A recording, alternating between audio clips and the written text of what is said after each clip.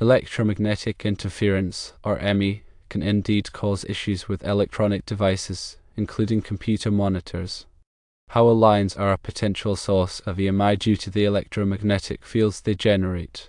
This interference can manifest as flickering, distortion, or other visual anomalies on the screen. Several factors influence the severity of EMI from power lines.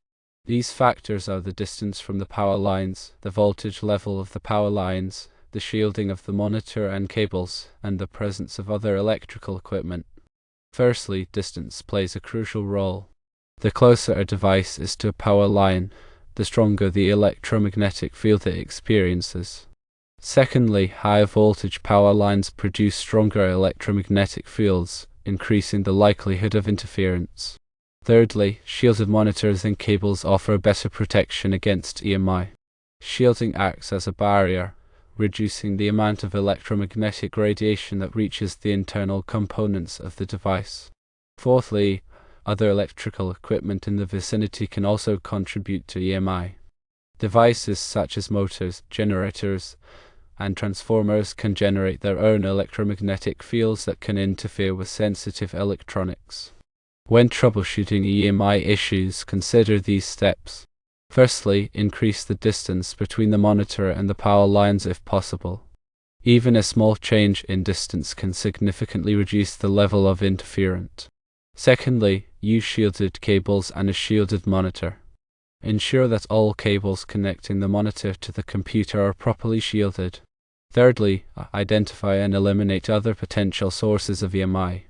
Turn off or move any nearby electrical equipment that could be contributing to the problem. Fourthly, try a power line filter. A power line filter can help to reduce noise and interference on the power line, which can improve the performance of the monitor. Fifthly, consult with a qualified electrician or an EMI specialist. They can perform a site survey to identify the source of the interference and recommend appropriate mitigation measures. Here are some potential causes of EMI in construction sites. Heavy machinery is often used on construction sites, and this machinery can generate significant levels of EMI. Welding equipment can also be a source of EMI. Construction sites are often located near power lines or other sources of electrical noise. Electromagnetic interference can affect various electronic devices used on construction sites, including computers, radios, and communication equipment. There are several methods for mitigating EMI on construction sites. Shielding cables and equipment can help to reduce the amount of EMI that is radiated. Filtering power lines can help to remove noise and interference. Grounding equipment can help to reduce the level of EMI. Maintaining a safe distance between sensitive electronic devices and sources of EMI can minimize interference. Here are some additional details about construction site webcams. Construction site webcams provide a live view of the construction progress. They can be used for a variety of purposes, including monitoring progress, security, and public relations. Webcams are often installed in strategic locations around the construction site to provide the best possible view. These webcams often transmit images and video over the internet, allowing remote viewing. Construction site webcams can be a valuable tool for project managers, clients, and the public. They provide a way to stay informed about the progress of a construction project regardless of location. When choosing a webcam for a construction site, it is important to consider the following factors. Firstly, resolution and image quality are important for capturing clear and detailed images. Secondly, weather resistance is essential for outdoor installations. Thirdly, remote access capabilities allow for viewing the webcam feed from anywhere with an internet connection. Fourthly, security features are important for protecting the webcam feed from unauthorized access. The impact of electromagnetic interference on computer monitors can vary depending on the specific situation. In some cases, the interference may be minor and only cause slight visual distortions. In other cases, the interference may be severe and render the monitor unusable. Here are some specific examples of how EMI can affect computer monitors. The screen may flicker or display wavy lines. The colors on the screen may be distorted. The image may appear blurry or out of focus. The monitor may shut off unexpectedly. The monitor may emit strange noises. Troubleshooting steps often involve isolating the source of interference. Try moving the monitor to a different location to see if the problem persists. If the problem goes away, then the interference is likely coming from the original location. Also, try turning off other electrical devices in the area to see if they are causing the interference. If the problem goes away where a particular device is turned off, then the device is likely the source of the interference. Consider the grounding of electrical equipment. Improper grounding can create ground loops, which can contribute to EMI. Ensure that all electrical equipment is properly grounded according to applicable electrical codes. The National Electrical Code, or NEC, provides guidelines for proper grounding and bonding of electrical systems. These guidelines are designed to minimize the risk of electrical shock and fire, as well as to reduce the effects of EMI. Section 250.4 of the NEC covers general requirements for grounding and bonding. It emphasizes the importance of creating a low-impedance ground path to facilitate the flow of fault current. Section 250.24 covers grounding requirements for separately derived systems, such as generators and transformers. It specifies the methods for grounding the neutral conductor of these systems.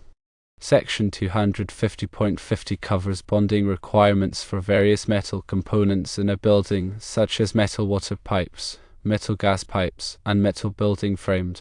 Bonding these components together helps to create a common ground potential, which reduces the risk of electrical shock and EMI. Section 250.166 covers grounding electrode conductor sizing. It provides tables and formulas for determining the appropriate size of the grounding electrode conductor based on the size of the service entrance conductors. Using properly sized grounding conductors is essential for ensuring that the grounding system can effectively carry fault current. The type of wiring can also affect EMI. Shielded cables are designed to reduce the amount of EMI that is radiated from the cable. Fiber optic cables are immune to EMI. They transmit data using light instead of electricity, so they are not affected by electromagnetic fields. The location might have specific regulations regarding electromagnetic interference. Some municipalities have regulations that limit the amount of EMI that can be emitted from electrical equipment. These regulations are designed to protect sensitive electronic equipment from interference. The Federal Communications Commission, or FCC, regulates the amount of EMI that can be emitted from electronic devices in the United States. The FCC Part 15 rules limit the amount of EMI that can be emitted from unintentional radiators, such as computers and monitors. The FCC Part 18 rules limit the amount of EMI that can be emitted from industrial, scientific, and medical equipment, such as microwave ovens and welding machines. The voltage and current levels of the power lines are also important factors. Higher voltage power lines generate stronger electromagnetic fields, which can increase the likelihood of interference. The current flowing through the power lines also affects the strength of the electromagnetic field. The higher the current, the stronger the field. The type of grounding system used for the power lines can also affect EMI. A properly designed and installed grounding system can help to reduce the level of EMI. The power lines are typically grounded at the substation and at various points along the distribution lines. The grounding system is designed to provide a low impedance path for fault current to flow back to the source. This helps to protect equipment and personnel from electrical shock. The frequency of the power lines is also a factor. In the United States, the power grid operates at a frequency of 60 Hz.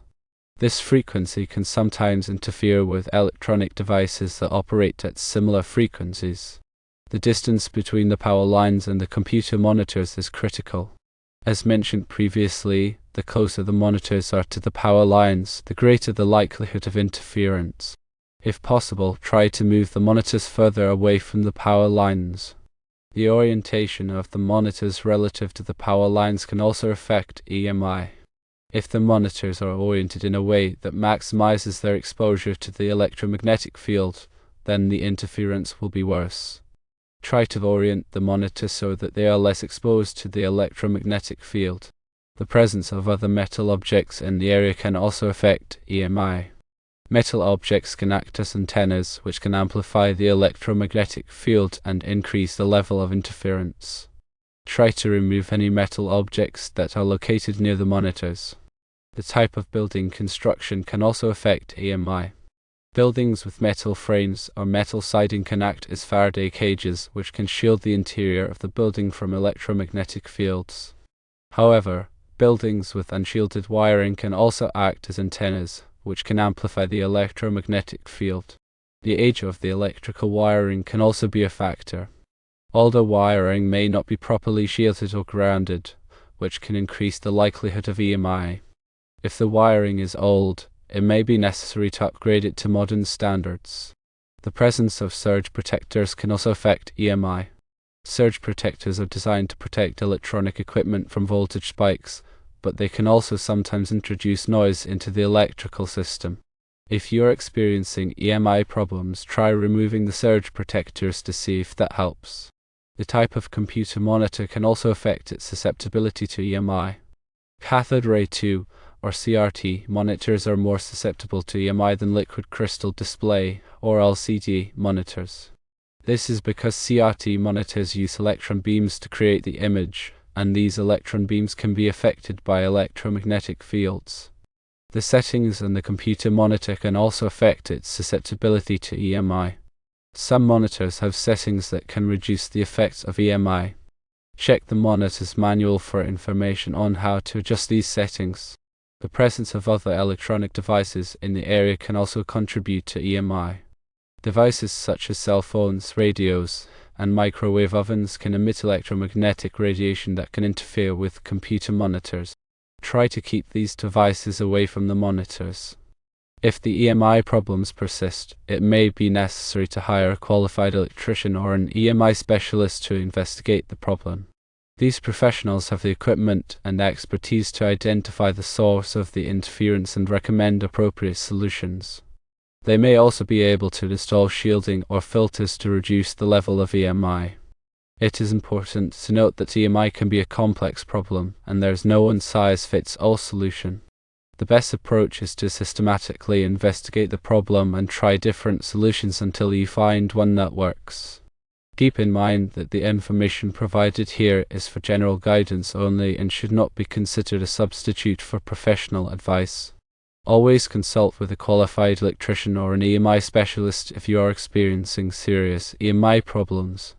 Dealing with EMI can be frustrating, but with a methodical approach and the right tools and knowledge, it is often possible to resolve the issue and restore the performance of your electronic equipment.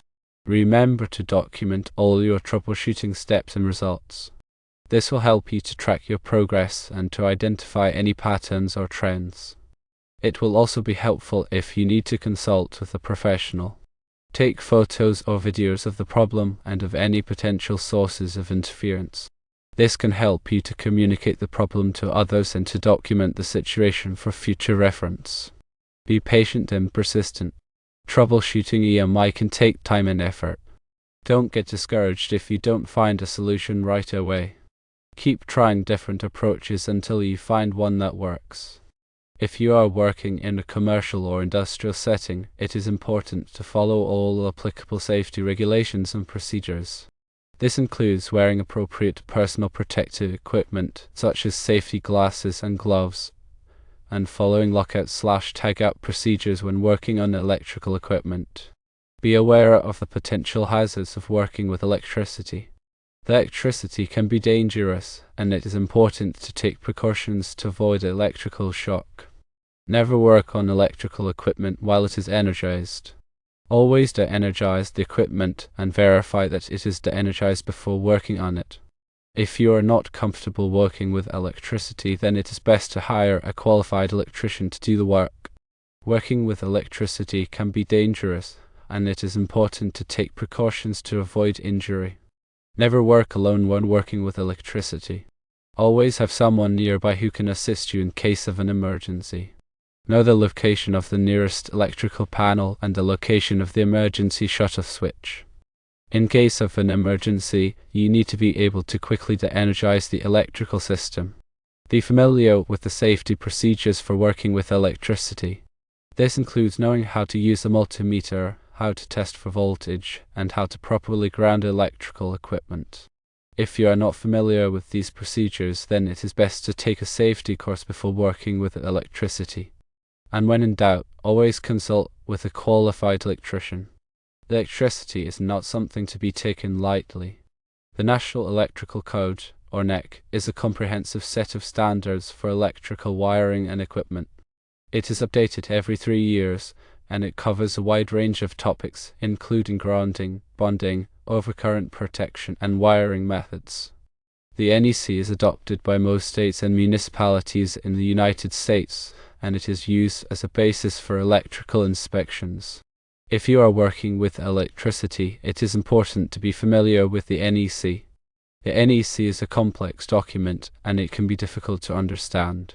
However, there are many resources available to help you learn about the NEC. You can take a class, read a book, or consult with a qualified electrician.